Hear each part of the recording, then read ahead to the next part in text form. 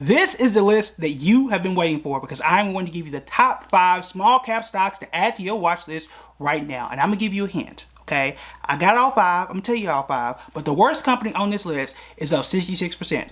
The worst company is up 66%. And it goes all the way up to well over 100%. Okay? Let's go ahead and break it down. First, what is small cap and why should you care? Small cap stands for small capitalization, and we say really market capitalization. What is that? That's the value of the company as a whole. How do we come to this number? Take the current share price times all the shares out there.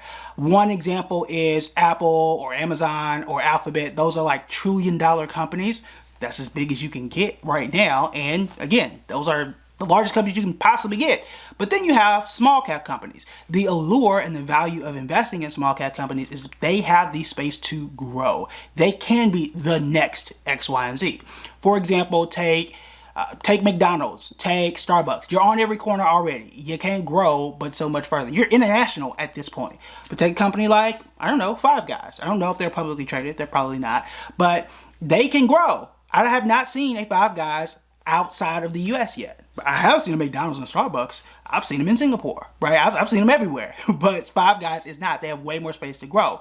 Five Guys can become the next McDonald's. They have to grow to get there, but if I invest now, perhaps it can get to that space. So that is the value of investing in small cap companies. What are the risks? Well, more risk, more reward. If 20 stores of McDonald's shut down, no one's going to care. Now, 25 Guys shuts down, that could be 20% of your entire workforce or 20% of your revenue, and that stock can fall a lot faster than what a McDonald's would, even though the amount of stores is the exact same. So that is the risk versus reward. If you are investing for the long term, like all times for the most part, you're going to be better off. And small stock companies have shown to perform better than the stock market as a whole for, again, obvious reasons. You have more space to grow. All right, so let's go ahead and jump into the list.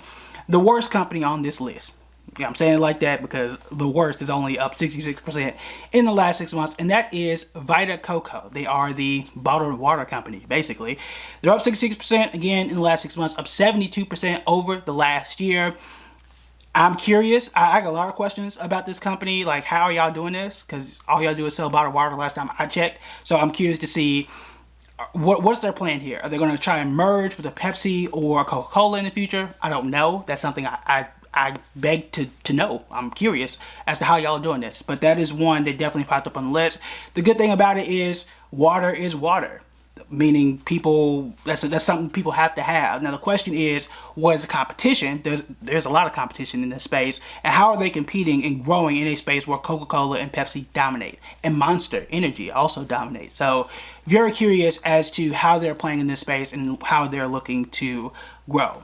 The next one is National West Life Group. A lot of words here.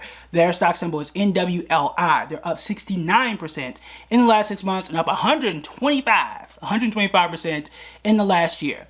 This one I would say is top 2 for me in terms of interest, and it's probably going to be one of the first ones I break down in our members only this weekend. The reason why is because y'all know how it was about insurance last year. Insurance was great for the most part last year, but a company like Principal Financial, they were doing good up until we hit the banking crisis, and for whatever reason, even though it was not related, that company started to tank. How is National West Life Group doing this?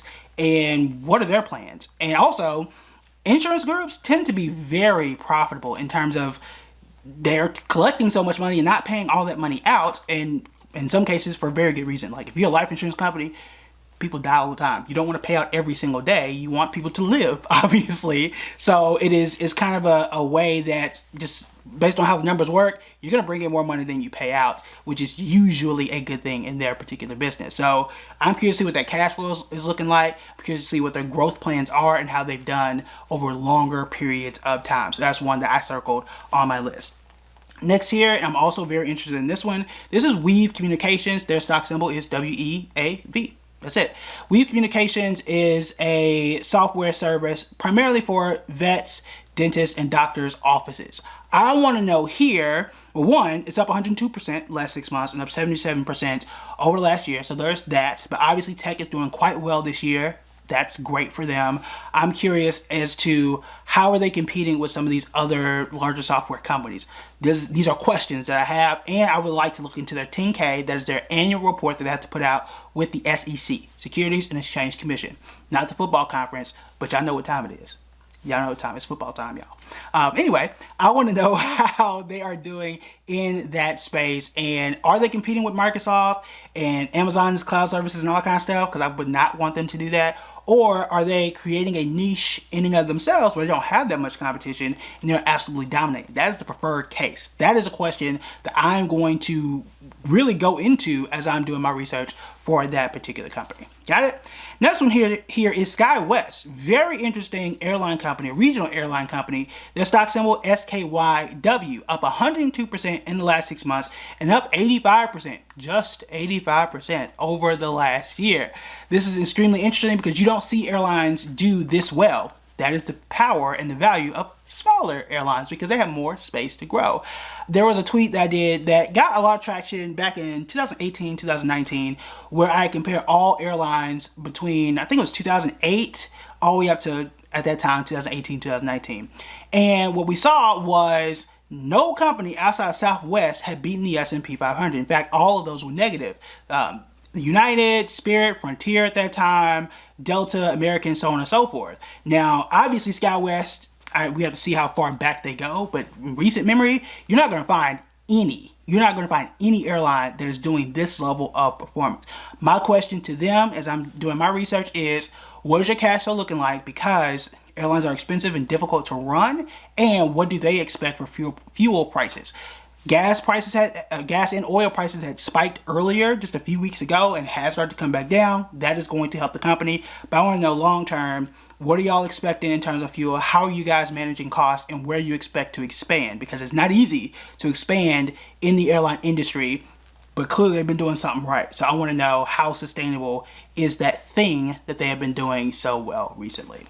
Next one here is PetIQ. That stock symbol is PETQ. They've obviously done well, otherwise they wouldn't be on this list.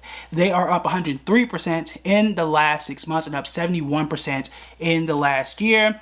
The question here is, well, first, what do? They do pet medication, pet stuff. I don't have any pets, but they do pet medication and pet services in that category. Now, my question here is, well, let's start with the good things. Good thing is we saw an explosion in pet ownership and pet products due to the pandemic for obvious reasons. People were literally sick and shut in, as well as lonely, and people picked up pets at a record pace, especially between 2020 and 2021.